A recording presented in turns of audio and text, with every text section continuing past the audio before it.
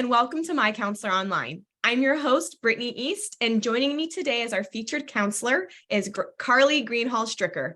Karlie, thanks so much for joining us today. Yeah, thank you for having me. And before we jump into your article, which is something that's really close to my heart about being a mom, can you just introduce maybe a little bit about yourself? So for those viewers who may not know you yet. Sure. Yeah. I've been a counselor for several years now. I'm a licensed professional counselor here in Pennsylvania. I am a mom of one toddler boy and soon to be a mom of another tiny one. So these articles are perfectly fitting. Thank you. I used to work in addiction for a while and decided that I wanted to switch it up a little bit and found MyCounselor, obviously a faith-based practice, which allowed me to really incorporate my faith into things, into how I do things, and just loving people the way that God intended us to connect and love one another. And so that's what I do. I just like to sit with people and love on people the way that I feel like God would. And that's why I'm here. Awesome. We're really happy to have you. How far along are you with your second? So I have about 2 months left. Oh my gosh. We are right on the edge there. Yeah. So all of this is really close to your heart. So the article that we're talking about today, the one that you wrote, is called The Fourth Trimester. So part two, we did part one a little while ago. This is called It Is Okay to Not Be a Perfect Mom. In fact, it should not even be an option. So what inspired you to write this article? Yeah, so obviously my own journey of becoming a mother really started to bring about a lot of questions of motherhood and what that looks like. But in particular, this article really came about when I was not only thinking about my own journey, but hearing and kind of seeing other moms' experiences as well. And I started to notice that there were these similarities between like this mutual pressure that we're all kind of feeling, but it wasn't really being talked about. It was like kind of just lingering in the room, but no one was really talking about it.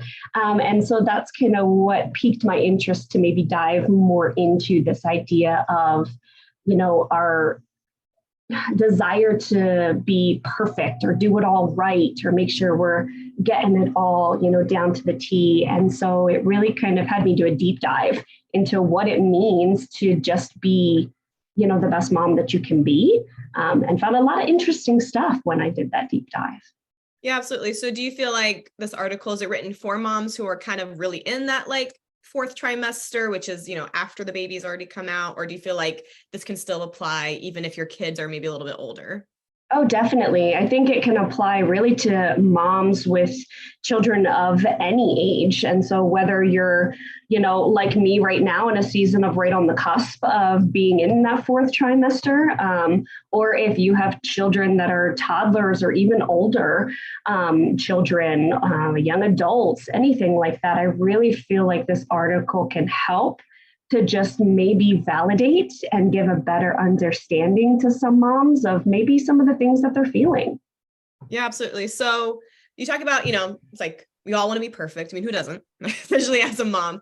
But do you feel like today's mom has more pressure to be perfect, or do you feel like this has always been kind of a struggle since the beginning of time? It's just an innate thing. In my opinion, I mean, obviously not living decades ago, but just through research, stories, things that you hear, and just knowing the way that God designed and wired our bodies, I do believe that this is something that has kind of innately been there since the beginning of time. We are wired to want to love and protect and nurture our children. That is in every single mom. But I think nowadays, it's probably more in your face, I guess you could say, that pressure. Social media, television, celebrity TV shows, all of these things, I feel like really paint this picture of a perfect world of what it looks like to be a perfect mom and have your child eat the perfect foods at the perfect age and hit all the perfect milestones and all of those things. And so with social media and television, I definitely think while this has been an ongoing thing for a while, that today I definitely feel like it's worse today. Yeah, no, I mean, I can definitely feel that. I definitely, especially even on Instagram, and you have people who are like try to show like the other side of motherhood, but I'm like, my house is definitely dirty. Oh yeah. I don't know how to keep one clean house. No, I'm no. sure I'm doing it wrong. Right? Yeah.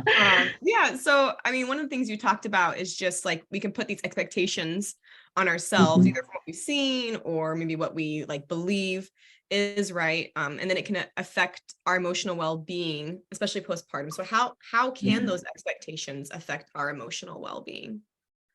Well, I like to think of it as if we as moms are expecting to be perfect, to do everything top notch, most of the time, what I have found is that that means that mom usually gets put on the back burner. Right. And so she kind of comes last when her expectation is, I've got to be checking all these boxes. I've got to be perfect at this. I've got to be, fully invested in my child, but also still fully invested in my home and my career and just all of the pressures of doing it right. And so when mom gets put on the back burner, then usually all of the ways that she deserves to be taking care of herself often don't happen. And so, especially thinking of what your body as a mom just went through, whether you just delivered your child or you've been living with a toddler for, a couple of years now, it is, a wild ride. And so making sure that we are staying healthy mentally, emotionally, physically is really important. But if our expectation is on doing everything perfectly, a lot of times those mental, emotional, and physical needs kind of get put on the back burner. And then that can cause things like, depression, anxiety, different stress-related disorders. And we start to kind of neglect ourselves and we wonder why we're so grumpy or, so tired and things like that. And it's for a good reason. We're trying to be the best for others. Yeah. But oftentimes by having those somewhat unrealistic expectations for ourselves, then we often get put on the back burner and then we're not getting the proper rest and the proper care that we need, which then actually has almost the opposite effect. And then we have some pretty tough days. So I just think that's how that emotional well-being can sometimes be disrupted if we're really not paying attention to it. We're so busy paying attention to being perfect for everybody else.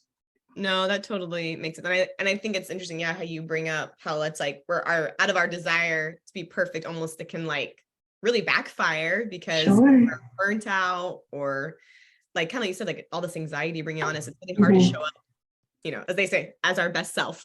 Yeah, right. As the way we want to, because we have all this emotional like tension, I guess, that we aren't like being able to like space to like deal with. So it's really interesting, to like think about that, like how that, and kind of brings me to my next question, like how can like trying to be like perfect, like can that negatively affect our kids? Like how, like that having that mentality or even acting like really actually being almost perfect? Sure. Yeah. And I think that's, if there's one thing in this article that I hope women kind of really take away is this piece, is that trying to be perfect and trying to do it all right and do it for them actually has been known to have the opposite effect. And what I mean by that is essentially every human being is kind of born with what we call these character structures, and they basically mold how we operate in the world. And one of these structures is an independence structure. And so it's basically how do we grow and evolve in the world to be able to be independent, do things on our own, and know that we can mess up, we can fail, and we can still be loved. And so interestingly enough, if we as mothers are trying to be perfect and cross all the T's, dot all the I's, and do it all for our children to make it this perfect, pretty picture, we actually kind of are robbing them from the ability, one, to fail and it be okay and them still be loved and know that failure is actually a beautiful part of life. But we're also kind of robbing them of their own identity in themselves. We're doing it all for them and setting it up for them. They're not able to kind of branch out and do it on their own and really figure out what they like, what they want, what they need. And so I think of a lot of times things like when our children are off doing like independent play, right? And I know as a mom, my guilt sets in and it's like, no, I have to have these elaborate crafts set up, right? I got to have all of the latest toys and all the cool stuff for him to be able to play with. And by stepping in and kind of setting all that up for him when he's sitting over there playing with a cardboard box, actually, I'm kind of taking away his independence, his ability to decide, for himself what he wants to do, and that he can be separate from mom, and that can be okay.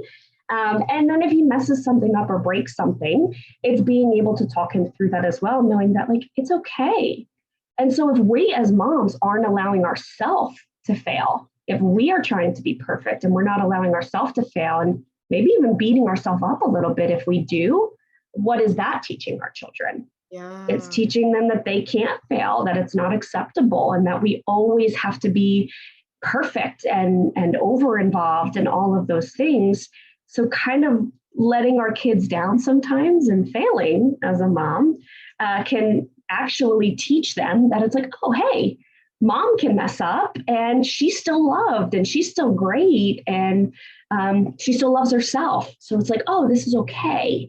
And all of those little things are being taught just by us not allowing ourselves to be perfect. So yeah, there's definitely a bit of a negative impact if we try too hard to do too much.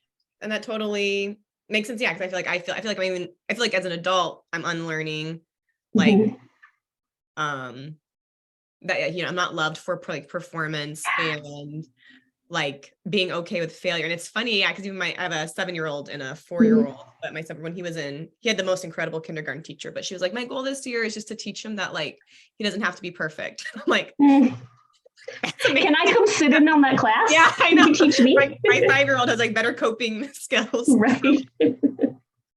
Making mistakes than I do. Yeah. But it's really cool because I feel like, it's funny because it's like logically in my mind, I'm like, oh, that makes sense.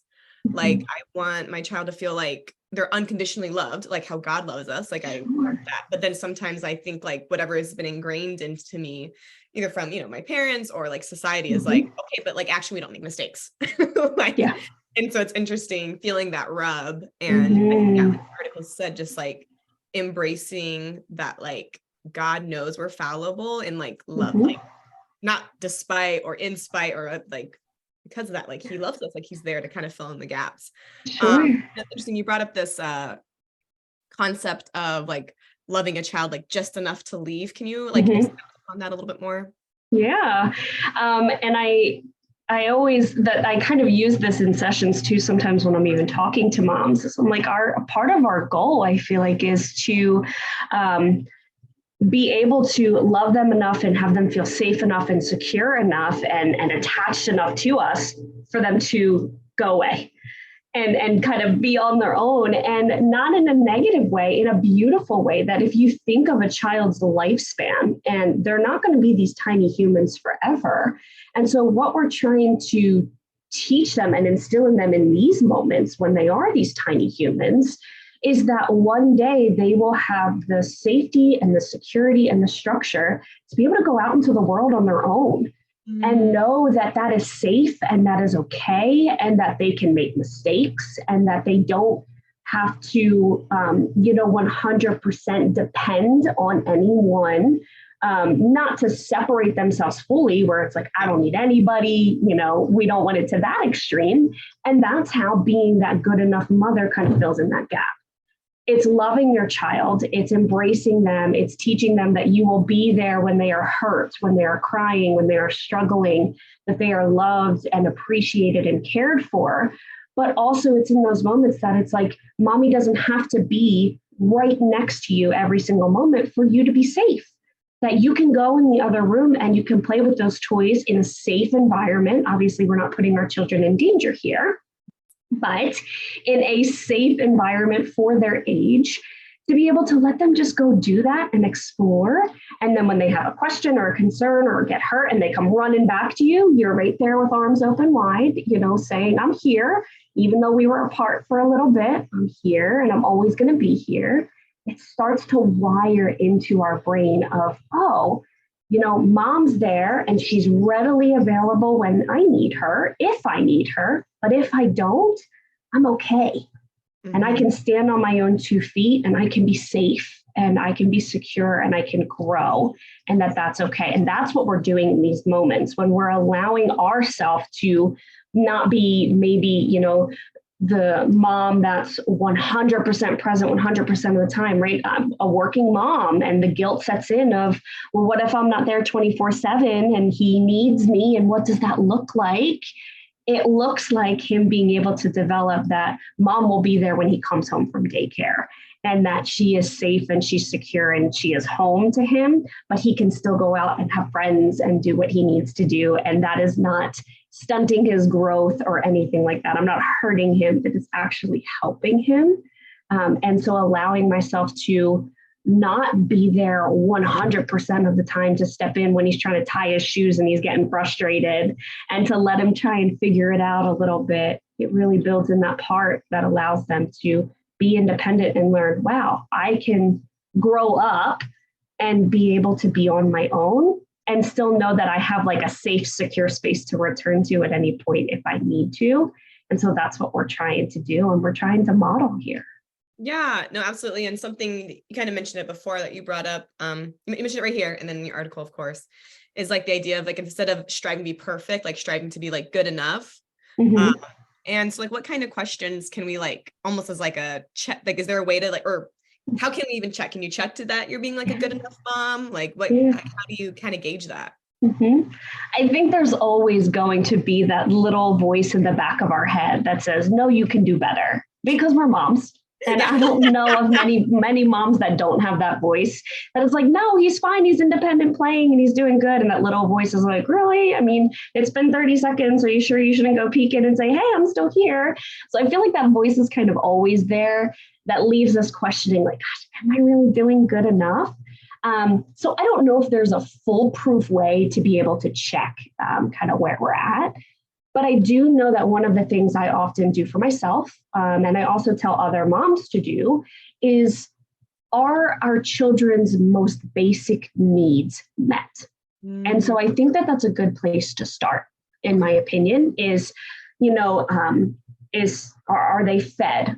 Are they changed? Are they injured? Do they have a fever? Are they sick? Because that changes things, right? If our little ones are sick, then obviously they're going to need a little bit more cuddle time than usual. If they're kind of whiny and it's like, well, it's probably because you haven't eaten yet and it's lunchtime. And so now I'm going to meet those basic needs. But if all the basic needs are met, he's changed, he's fed, he's healthy, and maybe he's just having a day. Maybe he's a little bit tired and it's like, okay, it's time to go down for a nap. Or he just woke up from a nap. It's like, okay, you're not tired. It's kind of looking through all of those notions of, are all of my child's basic needs met? And if the answer is yes, then it's being able to check in with yourself of just saying, like, I'm doing everything that I can. He's fed, he's changed, he's safe, he's healthy. It's given him that extra kind of squeeze, that extra kind of hug that he needs, maybe just that little support. But it's also reminding yourself to not drive yourself crazy over like, what am I missing? What am I not doing? What needs to, maybe we need to go do this. And it's like, no, maybe he's just having a day. I mean, I have days, right, where there's nothing really going wrong and I'm just having a day. They have all the emotions of a full-grown human being in a tiny little body. And so sometimes they just come out in different ways. So it's just being able to ask yourself as a mom, like, are their basic needs met? Have I done, all of the basic things to know that they are safe and secure and they are fed and they are healthy? If that answer is yes, then you're doing it right. If you're meeting their most basic needs, you're doing it right. And you can be, maybe a little bit comforted by that idea of, that is how you love your children, is that their most basic needs are met and that you just show them compassion and care. Just don't go overboard. Oh, that totally makes sense. So what final piece of advice would you give to people watching this? Gosh, there's so many good nuggets in here, but I feel like maybe this is my own stuff coming up too. But I feel like if there's anything that I can say to moms that are maybe in this postpartum period or beyond, and struggling with this perfection piece, it's to put down the social media, put down the books, the apps, the shows that tell you the perfect way to be a mom, how to get your child talking by 1 year old and things like that. And it's like, oh gosh, my kid's supposed to be talking by, 6 months. And it's like, no. And so it's being able to just give ourselves a little bit of grace in that, and have patience with knowing that God designed your body in a way that you know how to love your children. It's in there. And yeah, all of us have our own stuff that we grew up with, our own experiences that start to maybe influence or alter how we parent our children ourselves. But there is a part that is untouched by society and by life. And it's the part that God designed in our nervous system to attune to and care for our children. And if we just give ourselves the space to not be so perfect and listen into that, you'll know what to do.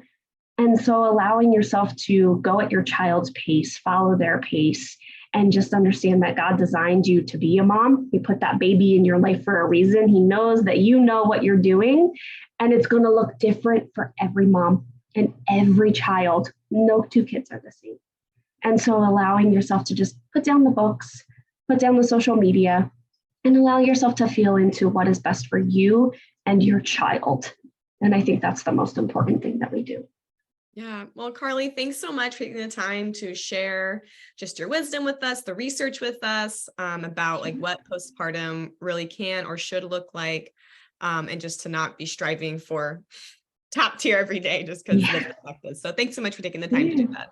Of course. And for our viewers, thank you so much for taking the time to watch. We hope this was helpful for you, encouraging, maybe hopefully validating for what you're going through. If you're curious about postpartum or the 4th trimester part 1, you can go back to our YouTube videos and then that will be there if you want to check that out. We also have other videos we have on your YouTube page with our interviews that we've done with other counselors about myriad of mental health topics. You can find us on YouTube if you search MyCounselor.Online Christian Counseling, and on Facebook and Instagram if you search Love My Counselor, you'll find past posts on there too. Thanks so much for joining us, and we'll see you next time for another session of My Counselor Online.